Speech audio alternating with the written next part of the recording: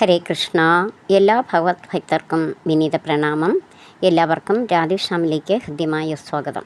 വൈശാഖ മാസത്തിലെ കൃഷ്ണപക്ഷ ഏകാദശിയാണ് വരുന്നത്. അപര ഏകാദശി എന്നാണ് ഈ ഏകാദശി അറിയപ്പെടുന്നത്. വൈശാഖ മാസത്തിലെ അവസാനത്തെ ഏകാദശിയാണ് ഇത്. നിങ്ങളെല്ലാവരും ഈ ഏകാദശി അനുഷ്ഠിക്കുക. വൈശാഖ മാസത്തിൻ്റെ മാഹാത്മ്യത്തെക്കുറിച്ചും ആചാര അനുഷ്ഠാനങ്ങളെക്കുറിച്ചും ഞാനൊരു വീഡിയോ ചെയ്തിരുന്നു. നിങ്ങൾ ആരെങ്കിലും അത് കണ്ടിട്ടില്ലെങ്കിൽ ആ വീഡിയോ കാണുക. വൈശാഖ മാസം അവസാനിക്കുന്നത് മെയ് 16-ാം തീയതിയാണ്. ഈ വൈശാഖ മാസ വ്രത അനുഷ്ഠാനങ്ങൾ നിങ്ങൾ ആചരിച്ചിട്ടില്ലെങ്കിൽ ഇനിയുള്ള അവസാനത്തെ 5 ദിവസങ്ങളിലെങ്കിലും നിങ്ങൾ ആചാര അനുഷ്ഠാനങ്ങളോടെ ഭഗവത് നാമങ്ങൾ ജപിച്ച് സിമ്പിളായിട്ട് നമുക്ക് അത് ആചരിക്കാവുന്നതാണ്. കഠിന വ്രതങ്ങൾ യാതൊന്നും തന്നെ വൈശാഖ മാസത്തിൽ ഇല്ല. വൈശാഖ മാസത്തിൻ്റെ ഏറ്റവും വലിയ പ്രത്യേകത എന്ന് പറയുന്നത് പ്രാതസ്നാനമാണ്. രാവിലത്തെ കുളി, ബ്രഹ്മമുഹൂർത്തത്തിൽ കുളിക്കുക. ഇനിയുള്ള 5 ദിവസങ്ങളിലെങ്കിലും നിങ്ങളത് അനുഷ്ഠിക്കുക. അതിനുശേഷം 5 തിരിയിട്ട് നെയ്വിളക്ക് തെളിയിച്ച് ഹരിനാമ കീർത്തനങ്ങളെല്ലാം തന്നെ നിങ്ങൾക്ക് ചൊല്ലാവുന്നതാണ്. ഇതിൽ ഏകാദശിയുടെ അന്ന് അന്നദാനം ചെയ്യുന്നത് വളരെ ശ്രേഷ്ഠമാണ്.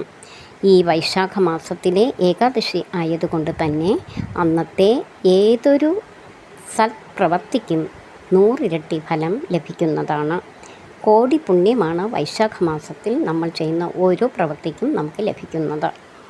ഇനി നമുക്ക് അപര ഏകാദശിയെക്കുറിച്ച് മനസ്സിലാക്കാം. അപര ഏകാദശി ആരംഭിക്കുന്നത് മെയ് 13-ാം തീയതി ബുധനാഴ്ചയാണ് അപര ഏകാദശി. ഏകാദശി തിഥി ആരംഭിക്കുന്നത്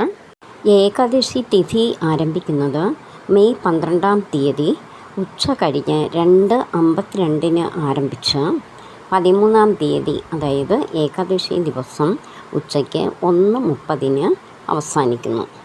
ഏകാദശി തിഥി നമ്മൾ അറിഞ്ഞിരിക്കുന്നതിൻ്റെ ഏറ്റവും വലിയ പ്രാധാന്യം എന്നത് ഏകാദശി തിഥി ആരംഭിച്ചു കഴിഞ്ഞാൽ ആരും തന്നെ തുളസി ഇലകൾ പറിക്കരുത്. അപ്പോൾ ഏകാദശി തിഥി ദശമിക്കാണ് ആരംഭിക്കുന്നത്, അതായത് 12-ാം തീയതി ഉച്ചയ്ക്ക് 2:52. അതുകൊണ്ട് തന്നെ ദശമി ദിവസം രാവിലെ തന്നെ നമ്മൾ തുളസി ഇലകൾ പറിച്ച് വയ്ക്കേണ്ടതാണ്.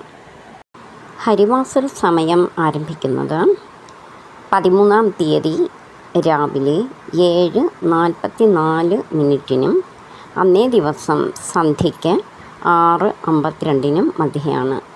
ഹരിവാസര സമയത്തിൻ്റെ പ്രാധാന്യം എന്തെന്നാൽ ലക്ഷ്മി ദേവിയുടെയും മഹാവിഷ്ണുവിൻ്റെയും സാന്നിധ്യം ഏറ്റവും കൂടുതൽ ഭൂമിയിലുള്ള സമയമാണ് ഹരിവാസര സമയം. ഈ സമയത്തുള്ള പ്രാർത്ഥനയ്ക്ക് ഇരട്ടി ഫലമാണ് ലഭിക്കുന്നത്. ഈ സമയത്ത് മിതമായി ഭക്ഷണം കഴിച്ചുകൊണ്ട് ഭഗവത് നാമങ്ങൾ ജപിച്ച് ഹരേ കൃഷ്ണ മഹാമന്ത്രം തുളസി ഇലകൾ കൊണ്ട് ഭഗവാനെ അർച്ചന ചെയ്തും നമുക്ക് ആചരിക്കാവുന്നതാണ്. ഇനി നമുക്ക് അപര ഏകാദശിയുടെ വ്രതകഥ മനസ്സിലാക്കാം.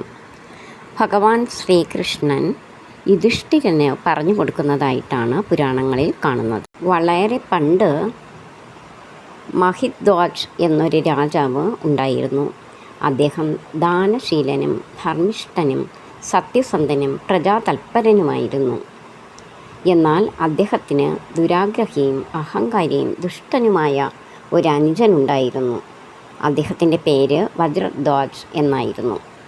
ഈ അനുജൻ വളരെ നാളുകളായി രാജ്യഭരണം കൈക്കലാക്കുവാൻ ശ്രമിക്കുകയായിരുന്നു. ഇതിൻ്റെ ഫലമായിട്ട് ഒരു ദിവസം ജ്യേഷ്ഠനായ മഹിദ്വാജിനെ കൊന്നുകളഞ്ഞു. എന്നിട്ട് ആ ശരീരം ആരും കാണാതെ കാട്ടിൽ കൊണ്ടുപോയി ഒരു അത്തിമരച്ചുവട്ടിൽ കുഴിച്ചിട്ടു. ദുർമരണം സംഭവിച്ച മഹിദ്വാജ് മഹാരാജാവ് പ്രേതമായി അലയുവാൻ തുടങ്ങി.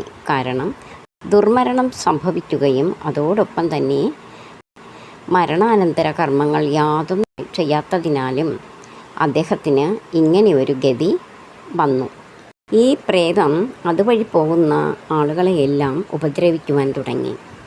ഒരു ദിവസം ഭൗമ്യ മുനി അതുവഴി വന്നു.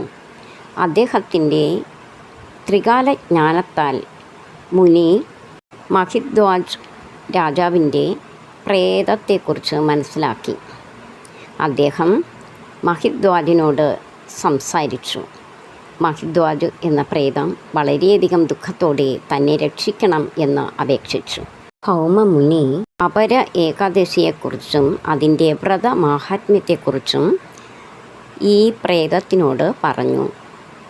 തൻ്റെ തപശക്തിയാൽ താൻ നിങ്ങൾക്ക് വേണ്ടി ഈ വ്രതം അനുഷ്ഠിക്കാമെന്നും എന്നാൽ ഈ സമയം ഭഗവാനെ നിങ്ങൾ പ്രാർത്ഥിക്കണമെന്നും പ്രേതത്തോട് ഉപദേശിച്ചു. അങ്ങനെ ഈ മഹാമുനി രാജാവിന് വേണ്ടി, ആ ആത്മാവിന് മോക്ഷം ലഭിക്കുന്നതിന് വേണ്ടി വ്രതം അനുഷ്ഠിക്കുകയും ആ വ്രതത്തിൻ്റെ പുണ്യം ഈ പ്രേതബാധയിൽ നിന്ന് രാജാവിനെ രക്ഷിക്കാനായി വിഷ്ണുപാദങ്ങളിൽ സമർപ്പിക്കുകയും ചെയ്തു. അങ്ങനെ ഭഗവാൻ വിഷ്ണുവിൻ്റെ അനുഗ്രഹത്താൽ മഹദ്വാജിന് മോക്ഷം ലഭിക്കുകയും ചെയ്തു.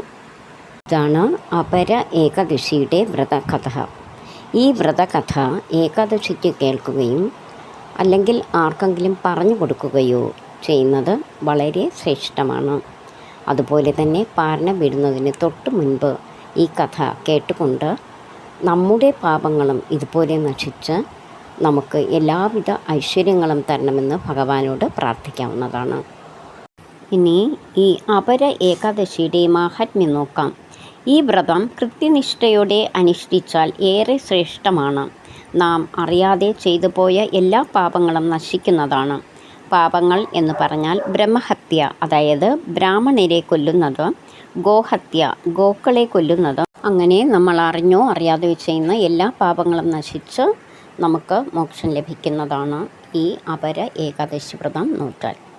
എന്ന് വിചാരിച്ച് നമ്മൾ തെറ്റ് ചെയ്തിട്ട് ചെന്ന് ഏകാദശി വ്രതം എടുത്താൽ ആ പാപം നശിക്കുന്നതല്ല. അറിഞ്ഞുകൊണ്ട് പാപങ്ങൾ ചെയ്യാതിരിക്കുകയാണ് നല്ലത്. എന്നാൽ അറിയാതെ നമ്മൾ ചെയ്യുന്ന എല്ലാ പാപങ്ങളും ഈ വ്രതത്താൽ നശിച്ചു പോകുന്നതാണ്. എന്നാൽ ഞാനിവിടെ സൂചിപ്പിച്ചിരുന്നു, അറിഞ്ഞോ അറിയാതെയോ ചെയ്യുന്ന എല്ലാ പാപങ്ങളും ഈ അപര ഏകാദശി അനുഷ്ഠിക്കുന്നതിലൂടെ നശിച്ചു പോകുന്നതാണ്. നിങ്ങൾ മനസ്സിലാക്കേണ്ടത്, അറിഞ്ഞും അറിയാതെയും ചെയ്യുന്ന പാപങ്ങൾ, അറിഞ്ഞെന്നിവിടെ സൂചിപ്പിക്കുന്നതിൻ്റെ കാരണം നമ്മളൊരു തെറ്റാണ് ചെയ്യാൻ പോകുന്നതെന്നും നമുക്ക് മനസ്സിലായി. എന്നാൽ അത് ചെയ്തു പോയാൽ ഏകാദശി വ്രതം എടുത്താൽ ഈ തെറ്റിൻ്റെ പാപം നശിക്കും എന്ന് മനസ്സിലാക്കിയിട്ട് നമ്മൾ ആ പാപം ചെയ്യരുത് എന്നാണ് ഇത് കൊണ്ട് അർത്ഥമാക്കുന്നത്. ഈ ഏകാദശി വ്രതം അനുഷ്ഠിച്ചാൽ സമ്പത്ത്, സന്താനഭാഗ്യം, സന്താനങ്ങളുടെ ഉന്നതി എന്നിവയും ഫലമാണ്. ദശമിക്ക് ഒരു നേരം മാത്രം അരിയാഹാരം കഴിച്ചാണ് ഏകാദശി വ്രതം ആരംഭിക്കേണ്ടത്. ഏകാദശിക്ക് പൂർണ്ണമായ ഉപവാസം എടുക്കാം. തുളസി തീർത്ഥം മാത്രം സേവിച്ചുകൊണ്ട് വ്രതമെടുക്കാം. പാലും പഴങ്ങളും മിതമായി കഴിച്ചുകൊണ്ട് എടുക്കാം. മറ്റ് ആഹാരങ്ങളെന്ന് പറയുന്നത് കിഴങ്ങ് വർഗ്ഗങ്ങൾ, ചൗവരി, ചാമ, മറ്റ് ഫ്രൂട്ട്സ്, നട്ട്സ് എന്നിവയെല്ലാം മിതമായി കഴിച്ചുകൊണ്ട് നമുക്ക് ഏകാദശി വ്രതം അനുഷ്ഠിക്കാവുന്നതാണ്. എന്നാൽ ധാന്യങ്ങൾ ഒന്നും തന്നെ കഴിക്കുവാൻ പാടില്ല. ഇത് വൈശാഖ മാസത്തിലെ കൃഷ്ണപക്ഷ ഏകാദശിയാണ്. ഈ ഏകാദശിക്ക് നമ്മൾ ചെയ്യുന്ന ഏതൊരു പുണ്യപ്രവൃത്തിക്കും ഇരട്ടി ഫലമാണ് നമുക്ക് ലഭിക്കുന്നത്. മിതമായ ആഹാരം കഴിച്ച് ഭഗവത് പ്രാർത്ഥനയോടെ ഏകാദശി ദിവസം മുഴുവൻ പ്രാർത്ഥിക്കുക. ഭാഗവത പാരായണം, ഭഗവത്ഗീത, നാരായണീയം, വിഷ്ണു സഹസ്രനാമം മുതലായ ഗ്രന്ഥങ്ങൾ വായിക്കാവുന്നതാണ്. ഇതോടൊപ്പം തന്നെ ഹരേ കൃഷ്ണ മഹാമന്ത്രം 108 ജപിക്കുന്നതും വളരെ ശ്രേഷ്ഠമാണ്. ഈ ഏകാദശിയിൽ നമ്മൾ ഭജിക്കേണ്ടത് വിഷ്ണു ഭഗവാന്റെ ത്രിവിക്രമ അവതാരത്തെയാണ്. അതായത് ഭഗവാന്റെ വാമന അവതാരത്തെയാണ് നമ്മൾ ഭജിക്കേണ്ടത്. പീരിയഡ്സ്, പുലവാലായ്മ എന്നിവ ഉള്ളവർ തുളസി ഇലകൾ പറിക്കരുത്. ഇവർ വിളക്ക് കൊളുത്തി പ്രാർത്ഥിക്കരുത്. എന്നാൽ കുളിച്ച് ശുദ്ധമായി ഒരു സ്ഥലത്തിരുന്ന് ഹരിനാമ കീർത്തനങ്ങൾ എല്ലാം തന്നെ ജപിക്കാവുന്നതാണ്. ഹരേ കൃഷ്ണ മഹാമന്ത്രം ജപിക്കാവുന്നതാണ്. എന്നാൽ ഓം വെച്ച് തുടങ്ങുന്ന യാതൊരു മന്ത്രങ്ങളും ജപിക്കരുത്. പാരണ വിടുന്ന സമയത്ത് ഒരു ഗ്ലാസ് ശുദ്ധമായ ജലം സേവിച്ചുകൊണ്ട് പാരണ വീടാവുന്നതാണ്. വൃദ്ധർ, കൊച്ചുകുട്ടികൾ ഇവരാരും തന്നെ ഏകാദശി വ്രതം അനുഷ്ഠിക്കേണ്ടതില്ല. എന്നാൽ സസ്യാഹാരം കഴിച്ചുകൊണ്ട് ഹരിനാമ കീർത്തനങ്ങൾ ജപിച്ച് ഇവർക്കും ഏകാദശി വ്രതം അനുഷ്ഠിക്കാവുന്നതാണ്. ഇങ്ങനെ അനുഷ്ഠിച്ചാലും വ്രതത്തിൻ്റെ എല്ലാ പുണ്യവും ഇവർക്ക് ലഭിക്കുന്നതാണ്. ഇനി നമുക്ക് പാരണ ടൈം നോക്കാം. പാരണ വീടുക എന്ന് പറഞ്ഞാൽ വ്രതം അവസാനിപ്പിക്കുന്നതാണ്. 14-ാം തീയതി രാവിലെ 6:03-നും 10:14-നും മധ്യയാണ് പാരണ വീടേണ്ടത്. ഒരു ഗ്ലാസ് തുളസി തീർത്ഥം സേവിച്ചുകൊണ്ട് പാരണ വീടാവുന്നതാണ്. ഏകാദശി വ്രതം ആരംഭിക്കുമ്പോഴും പാരണ വീടുന്ന സമയത്തും നമ്മൾ എന്താണോ ആഗ്രഹിച്ചുകൊണ്ട് ഏകാദശി വ്രതം അനുഷ്ഠിക്കുന്നത് അത് നമുക്ക് ഭഗവാന് പറയാവുന്നതാണ്. ഭഗവാന് പാരണ വീടുന്ന സമയത്ത് ഈ വ്രത പുണ്യം ഭഗവാന്റെ കാൽക്കലിൽ സമർപ്പിച്ചിട്ട് നമുക്ക് ഭഗവാനോട് അപേക്ഷിക്കാവുന്നതാണ്. സന്താന ഭാഗ്യമില്ലാത്തവർക്ക് ഈ വ്രതം അനുഷ്ഠിക്കാം. സൽസന്താന ഭാഗ്യം ലഭിക്കുന്നതാണ്. എല്ലാ പാപങ്ങളും നശിച്ച് നമുക്ക് ജീവിതാവസാനത്തിൽ മോക്ഷം ലഭിക്കുന്നതാണ്. നിങ്ങളെല്ലാവരും ഈ ഏകാദശി വ്രതം എടുക്കണം. ഒന്നാമത്തെ കാരണം ഇത് വൈശാഖ മാസമാണ്. വൈശാഖ മാസത്തിലെ ഏകാദശി വളരെ ശ്രേഷ്ഠമാണ്. അതുകൊണ്ട് അവരവർക്ക് കഴിയുന്ന രീതിയിൽ നമ്മുടെ ആരോഗ്യത്തിനനുസരിച്ച് വ്രതം എടുക്കുക. നിങ്ങൾക്കെല്ലാവർക്കും ഭഗവാന്റെ അനുഗ്രഹം ലഭിക്കട്ടെ എന്ന് ഞാൻ പ്രാർത്ഥിക്കുന്നു. ഇനി അടുത്ത വീഡിയോയിൽ കാണാം. നന്ദി, നമസ്കാരം. ഹരേ കൃഷ്ണ.